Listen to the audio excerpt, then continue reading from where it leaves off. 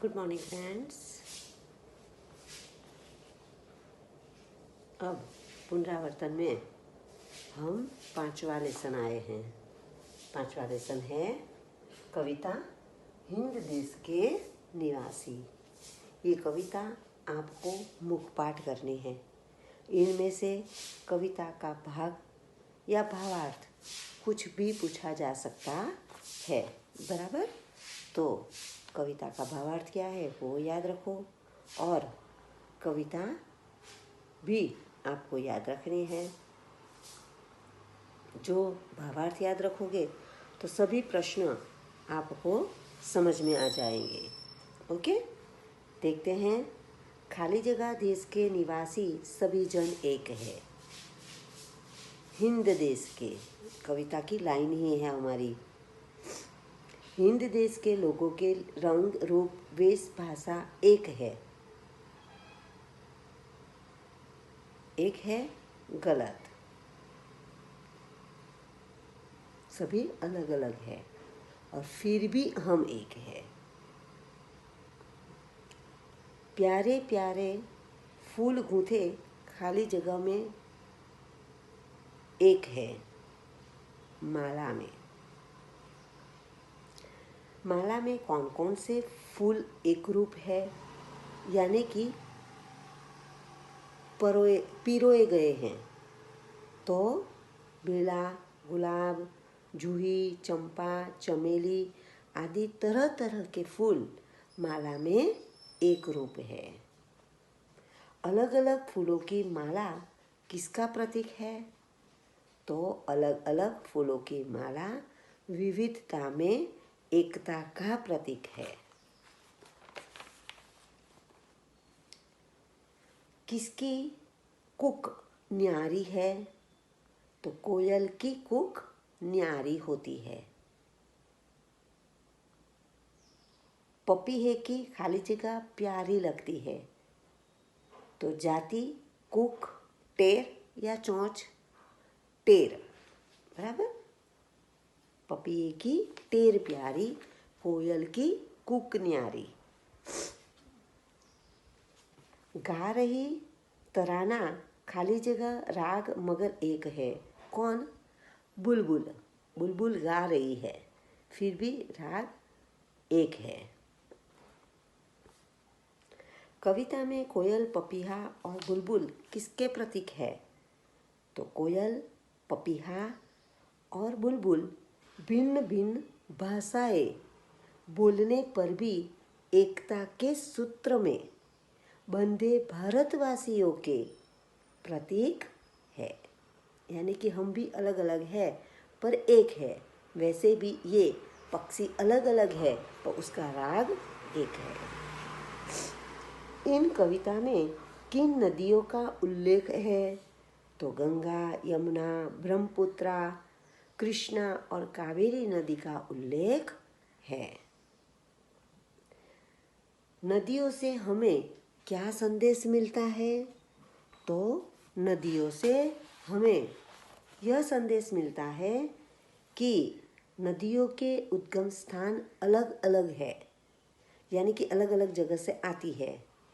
वे सभी अलग अलग मार्गों से बहती है, लेकिन अंत में वे सागर में मिलकर यानी कि जाकर एक हो जाती है।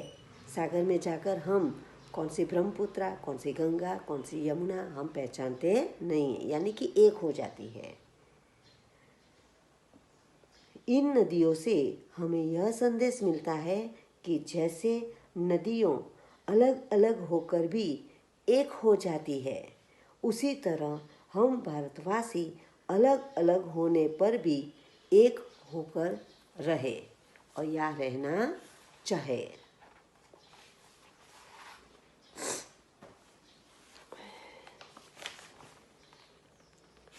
हमारे भारत देश में विविधता में एकता कैसे है?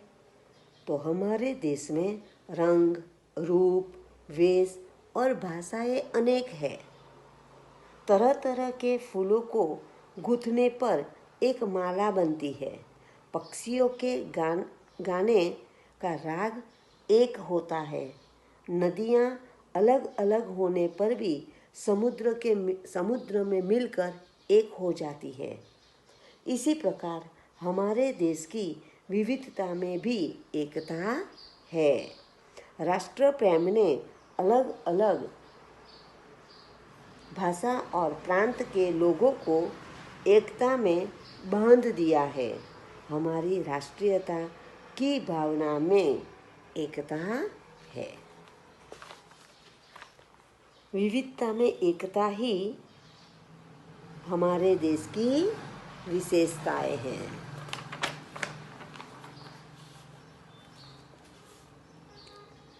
सभी धर्म एक समान है क्योंकि उसका सार एक है। धर्म है, धर्म का सार यानी कहना, उसका मतलब, वो जो कहना चाहते हैं वह एक है।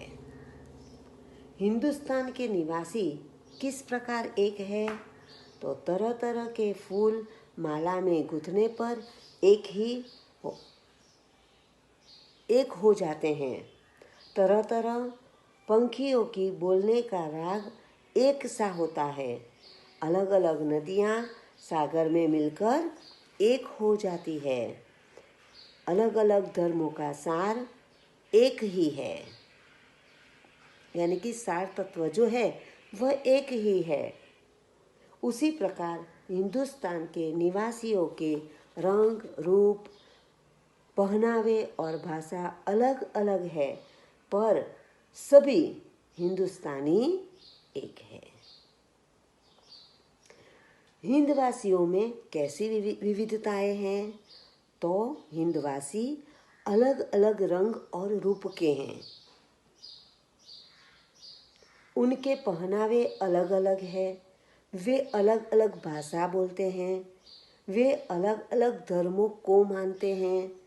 इस प्रकार हिंदवासियों में अनेक प्रकार की विविधताएं हैं। अब काव्य का भावार्थ बताइए। तो हिंद देश के निवासी सभी जन एक है, रंग रूप वेश भाषा चाहे अनेक है। तो भारत देश में रहने वाली सभी लोग एक हैं।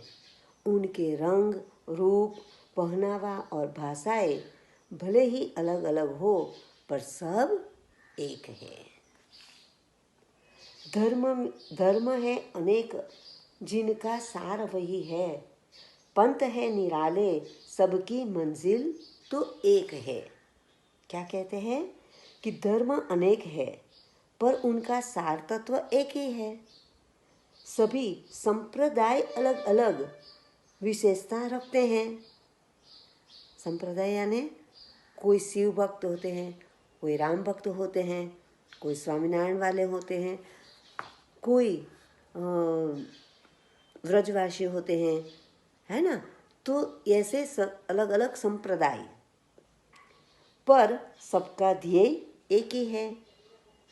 इसी तरह सभी भारतवासियों का लक्ष्य एक ही है, अपने देश की उन्नति करना, यानी प्रगति करना, देश को आगे बढ़ाना। औरत और लड़की के स्थान पर क्रमशः आदमी और लड़का रखकर परिच्छेद फिर से लिखिए। ये मैंने आपको समझाया था। ये प्रश्न आप खुद बनाओगे, बराबर। पैराग्राफ में भेज दूंगी, आप बनाओगे। अब आगे नीचे दिए गए वाक्यों में से सर्वनाम छांटिए। सर्वनाम बताने हैं आपको। तो मैं देश का निवासी हूँ, क्या होगा सर्वनाम? सर्वनाम किससे कहते हैं? पहले तो संज्ञा की जगह आने वाले शब्द को सर्वनाम कहते हैं, बराबर। तो यहाँ पर मैं, हम यहाँ खेलेंगे, हम, तुम बेकार मत बैठो, तुम, वे मेरे मित्र है, वे और मेरे, हमारा नाम नहीं दिया, उसका नाम भी नहीं दिया, इसीलिए यहाँ पर दो। मुझे आगे बढ़ना है, मुझे। तो इस तरह से बाकी वाक्य भी मैं भेजूंगी, आप सर्वनाम अलग बताओगे। समानार्थी शब्दों का वाक्य में प्रयोग कीजिए। यहाँ समानार्थी शब्द है, जैसे कि पंथ, राह, रास्ता। तो ये तीनों का आपको सब वाक्य बनाना है। पंथ, ये पंथ बहुत कठिन है, ये पंथ सरल है, मुझे ये पंथ अच्छा लगता है। आप अपने शब्दों में बना सकते हो। उसी तरह से रास्ता, और उसी तरह से राह, बराबर। तो ऐसे और भी शब्द है जो आप वाक्य अपने शब्दों में बनाओगे। आगे है समानार्थी शब्द।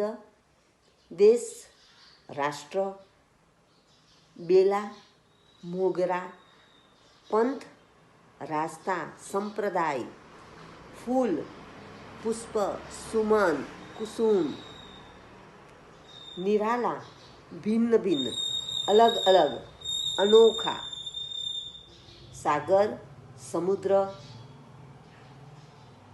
धर्म, उपासना, आराधना,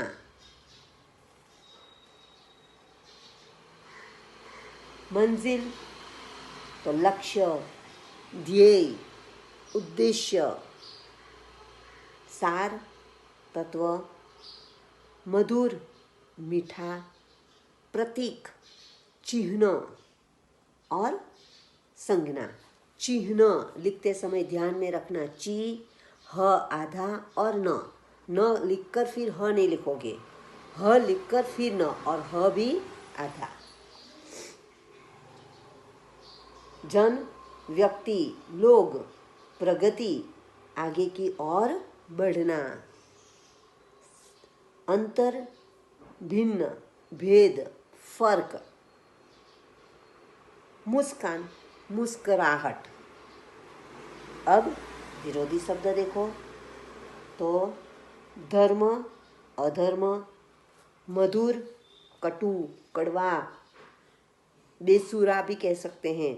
हम राग की बात कहें तो बेसुरा, और स्वाद की बात कहें तो कटु, कड़वा। फूल, कांटा, सूल, भिन्नता, समानता, भिन्नता यानी अलगता, समानता यानी एकता। उन्नति, अवनति, अवगति। प्यार, नफरत, घृणा, जीवन, मरण, मृत्यु, और एक, अनेक। बराबर। आगे प्रश्न है, 7-8 वाक्य लिखिए। मेरा देश भारत, जो आप 5वीं कक्षा के से लिखते आए हैं, तो आपको भारत देश निबंध पता है, आपको अपने शब्दों में लिखना है। तो यहाँ पर हमारे ये 5वां लेसन पूर्ण होता है। मैं इसकी PDF भेज दूँगी। अपने शब्दों में आप लिखने का प्रयत्न करोगे। फिर से एक कविता है, कविता और उसका भावार्थ आपको मुख पाठ करना है। जो भावार्थ आपको याद रह गया तो कोई भी प्रश्न हो आप लिख सकते हो। इस भावार्थ से तो आप ये भारत देश निबंध भी लिख सकते हो, बराबर। तो आपको लिखने का प्रयत्न करना है। ओके, अच्छे अक्षर से, सही मात्रा से। Thank you.